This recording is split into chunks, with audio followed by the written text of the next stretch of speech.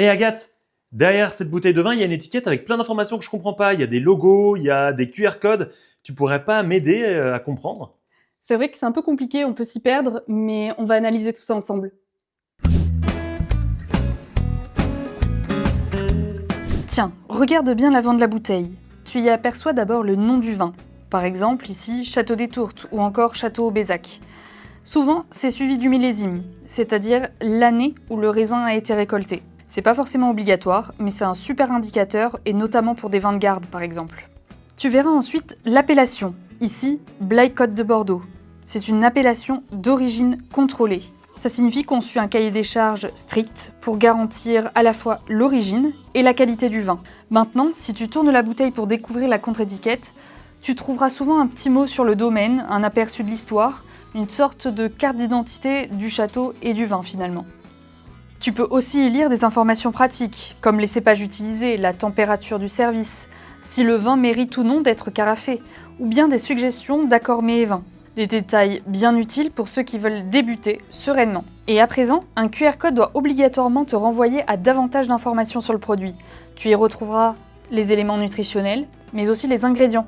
Si tu repères la mention « mise en bouteille au château » ou sur la propriété, cela signifie que le vin a été mis en bouteille directement chez le viticulteur, sans passer par un négociant. Si tu regardes bien, tu repéreras aussi des logos, comme celui du vigneron indépendant, attestant qu'on cultive, qu'on vinifie, qu'on embouteille sans intermédiaire, ou encore le sigle HVE, qui signifie Haute Valeur Environnementale.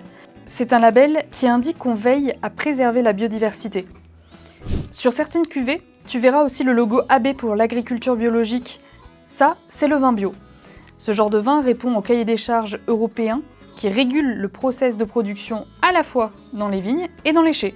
Maintenant, focalise-toi sur la capsule au sommet de la bouteille.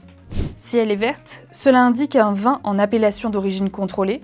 Si la capsule est bleue, ce sont des vins d'indication géographique protégée ou encore des vins de pays. Et si la capsule est orangée, elle est réservée ici aux vins doux naturels ou aux vins de liqueur.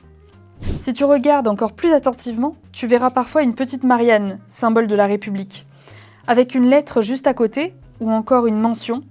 Le N signifie négociant, le E indique entrepositaire agréé, comme les coopératives ou encore les maisons de négoce, et tu as enfin le R qui signifie récoltant, comme nous. C'est quand même notre petite fierté d'avoir tout fait à la chaîne, de la vigne jusqu'à la bouteille. Et voilà comment décrypter une étiquette de bouteille de vin.